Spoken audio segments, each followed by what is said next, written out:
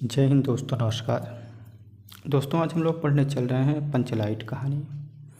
फणीश्वर दास रेणु द्वारा लिखा गया, हिंदी क्लास 12 के विद्यार्थियों के लिए है। ये कहानी उस समय की है जब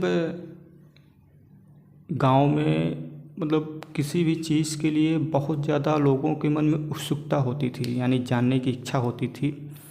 तो उसी समय बाज़ार से कुछ एक गांव में अभी भी शायद ऐसा हो कि टोले हैं ना, टोली, इस टोली के लोग उस टोली के लोग, जैसे कहते हैं ना कि आधे एक गांव में 2-3 टोली, 2-3 तरह के लोग हो जाते हैं। तो ऐसे ही ले आए पेट्रोमैक्स, और ले आने वाले उसे जलाना नहीं जानते थे। तो हालांकि ये तो पूरी कहानी का सारांश इसी पर है, इसी पेट्रोमैक्स पर आधारित है। तो आइए देखते हैं ताकि आपको समझ में आ जाए। हम कहानी नहीं पढ़ने वाले हैं यहाँ, हम कहानी के सारांश को देखेंगे, और अगर सारांश कहानी का समझ में आ गया तो कहानी समझ में आ गई। पंचलाइट का अर्थ है पेट्रोमैक्स अथवा गैस की लालटेन। देखिए, ये आपको बता दें, पेट्रोमैक्स जो होता था ये पहले शादी विवाह के अवसर पर या किसी ऐसे जगह पर जहाँ बहुत सारे लोग इकट्ठे हो रहे हों, वहाँ लाइट का काम करता था। ये गैस में लगा दिया जाता है, एक जाली की तरह होता था, और इसको चालू कर देने पर वो पूरी कि वहाँ पर प्रकाश फैल जाता था। आज का आप कह लीजिए जैसे ट्यूबलाइट है, तो उससे ज़्यादा प्रकाश उस समय रहते थे। बल्ब वगैरह उसके टक्कर के नहीं है आज के, या तो बहुत बड़े बल्ब हों तो ठीक है, उसमें बहुत प्रकाश रहता था और एकदम वाइट प्रकाश, तो उसे ही पेट्रोमैक्स कहते हैं। और गैस से चलता था। लालटेन इसलिए कहा गया है क्योंकि वो लालटेन की तरह ही होता था। जैसे छोटा वाला गैस का सिलेंडर आप समझ लीजिए कि 2 लीटर या 3 लीटर या शायद 5 लीटर का आता होगा, तो उसी में लगा देते थे उसको ले आके। अब उसको लगाने की विधि होती थी, ऐसे ही नहीं लगाया जाता था। रेणु जी द्वारा लिखित इस कहानी में ग्रामीण जीवन का वास्तविक चित्र खींचा गया है। महतो टोली में गांव के कुछ अशिक्षित लोग रहते हैं। उन्होंने रामनवमी के मेले से एक पेट्रोमैक्स खरीदा। इस पेट्रोमैक्स को गांव वाले पंचलाइट कहकर पुकारते थे। पंचलाइट खरीदने के बाद जो 10 रुपये बच गए थे, उससे पूजा की सामग्री आ गई। रामनवमी का दिन था तो मेला हुआ था, तो उसे मेले पर खरीदे थे। पूजा की सामग्री आ गई थी। सबको पंचलाइट आने की प्रसन्नता थी। इस खुशी की कीर्तन का आयोजन किया गया, यानी इस खुशी में कीर्तन का आयोजन किया गया कि पंचलाइट आई है पहली बार टोली में, गांव में, तो इसी अवसर पर कीर्तन किया जाता है।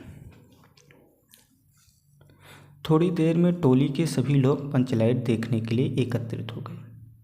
सरदार ने पंचलाइट खरीदने का पूरा किस्सा लोगों को सुनाया। टोली के लोगों ने अपने सरदार और दीवान को श्रद्धा भरी नज़रों से देखा, यानी एक उम्मीद की नज़र से देखा।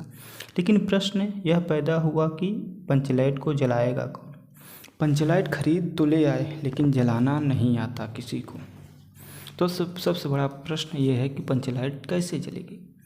खरीदने से पहले किसी के मस्तिष्क यानी दिमाग में यह बात नहीं आई कि यह निर्णय हुआ कि दूसरी पंचायत के आदमी की मदद से पंचलाइट नहीं जलाया जाएगा, चाहे वह बिना जले ही पड़ा रहे। यानी जब खरीद लाए पंचलाइट, तो ये हुआ कि अब जलाएगा कौन। उस टोली में तो जलाना किसी को नहीं आता था, तो ये निर्णय हुआ कि भाई दूसरी टोली में एक आदमी है जो जला लेता है। तो भाई ये तो बेइज्जती की काम हुई कि तुम्हारे पास गाड़ी खरीद लाए और गाड़ी चलाना नहीं आता घर में किसी को। तो अब एक भैया कहीं जाना हुआ तो पड़ोसी के साथ ले जाएं, तो कितनी बड़ी बेइज्जती की बात है। तो वही हाल हुआ। तो निर्णय लिया गया कि नहीं, पंचलाइट बिना जले रह जाएगा, लेकिन दूसरी टोली के लोगों से हम इसे नहीं जलवाएंगे, चाहे वह बिना जले ही पड़ा रहे। आज किसी ने अपने घर में डिबरी यानी डिबिया भी नहीं जलाई थी। डिबिया होती है लाइट, आप कह लीजिए। पंचलाइट के न जलने से पंचों के चेहरे उतर गए, यानी पंचों आप सरपंच कह लीजिए, गांव के जो मुखिया उन्हें कह लीजिए पंच। राजपूत टोली के लोग उसका बड़ा मजाक बनाने लगे, लेकिन सबने धैर्यपूर्वक उस मजाक को सहन किया। गुलरी काकी की बेटी मुन्नरी वहीं पर खड़ी थी, यानी बैठी थी।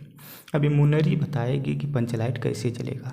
मुन्नरी को नहीं आता, लेकिन एक मुन्नरी का प्रेमी है गोधन, उसे पंचलाइट जलाना आता है। तो मुन्नरी अपनी सहेली से कह दे, और सहेली बताएगी काकी से, तो काकी बताएगी पंचों से, और पंच फिर उसे बुलवाएंगे, और बुलाने के बाद यह किस्सा होगा। उसे पता था कि गोधन पंचलाइट जलाना जानता है, लेकिन पंचायत ने गोधन का हुक्का पानी बंद कर रखा था। मुन्नी गोधन से प्रेम करती थी। उससे अपनी बात अपनी सहेली कनेरी को बताई।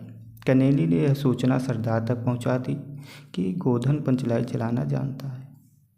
सभी पंच सोच विचार में पड़ गए कि गोधन को बुलाया जाए तो अंत में उसे बुलाने का निर्णय लिया गया। सरदार ने छड़ीदार को भेजा, लेकिन छड़ीदार के कहने से गोधन पंचलाइट जलाने के लिए नहीं आया। बाद में गुलरी काकी गोधन के पास गई और उसे मनाकर ले आई। छड़ीदार आप समझते हैं, यानी जो जाते हैं बुलाने के लिए, या आप छड़ीदार को कह सकते हैं पहरेदार। गुलरी काकी गोधन के पास गई और उसे मनाकर ले आई। गोधन ने पूछा कि स्पिरिट कहाँ है। स्पिरिट, अब भाई स्पिरिट तो लाए नहीं थे। स्पिरिट यानी जिससे जलाई जाती है पंचलाइट, उसे स्पिरिट कहते हैं। जैसे आप मान लीजिए गैस जलाते हैं तो लाइटर या माचिस का उपयोग करते हैं। अब भाई बहुत गैस भरी हो, आपका जो सब चीज़ रेडी है, लेकिन अगर माचिस या लाइटर या कुछ अन्य चीज़ नहीं होगा जो इससे जलाते हैं, तो फिर किसी का वो जल नहीं पाएगी, तो स्पिरिट है। गोधन ने कहा स्पिरिट कहाँ है। स्पिरिट का नाम सुनकर सभी लोग उदास हो गए, लेकिन गोधन ने अपनी होशियारी से गरी के तेल की सहायता से ही पंचलाइट जला दी। पंचलाइट के जलने पर सभी लोगों में प्रसन्नता की लहर दौड़ उठी। पंच गोधन को पुनः जात में ले लेते हैं। कीर्तनिया लोगों ने एक स्वर में महावीर स्वामी की जय ध्वनि की कीर्तन शुरू हो गया। गोधन ने सबका दिल जीत लिया। मुरली ने भी प्रेम दृष्टि गोधन की ओर देखा। सरदार ने गोधन से कहा, तुम्हारा 7 खून माफ, खूब गाओ सलीमा का गाना। गोधन ये था कि सलीमा का गाना गाता था, इसलिए उसे पंचों यानी अपने जो पंचायत थी, पंचायतों ने उसे अपने टोली से ही बाहर निकाल दिया था। लेकिन फिर जब ये मतलब अब पंचलाइट जलाने का मतलब है कि इज्जत बचा लिया दूसरी टोली के सामने, तो फिर कहा कि जाओ सब माफ़ है। अंत में गुलरी काकी ने गोधन को रात के खाने पर बुलाया, तो गुलरी काकी भी मान गई। ठीक, तो इससे एक ये होता है ना कि आप चाहे जितनी गलती करें, चाहे जितनी आप गलत रहें, भविष्य आप अपने मतलब भूतकाल में, पास्ट में चाहे जो किए हों, चाहे जितनी गलती करे रहें, आगे सुधर जाएं। या फिर आप ये करें कि आगे कुछ ऐसा काम करें, जैसे कि गोधन ने गलती की। अब गोधन की गलती ज़्यादा थी, लेकिन कुछ ये थोड़ी सी बात, पंचलाइट जलाना थोड़ी सी बात, अब इसके बाद सभी लोग जला लेते हैं, लेकिन गोधन ने यहाँ पे सबकी इज्जत बचाई, सबके मान सम्मान पर बात आई थी, तो उसको ठीक कर लिया, तो मान गया। यानी कहने का मतलब चाहे जितना गंदा आदमी रहे, चाहे जितना गलत रहे, लेकिन अगर वो कुछ ऐसा कर देता है जिससे लोगों में खुशी का माहौल हो, लोगों को लगेगा कि हाँ यार अभी शायद सुधर गया, ठीक हो गया, तो बस बात यहाँ पर ये होती है। तो ये थी पंचलाइट कहानी का सारांश। अब से पंचलाइट कहानी का सारांश देख लिए, ये आपको समझ में आ गया। तो पंचलाइट कहानी में चाहे जिस प्रकार के प्रश्न बने, आप हर प्रकार के प्रश्न को बड़ी अच्छे से कर ले जाएंगे।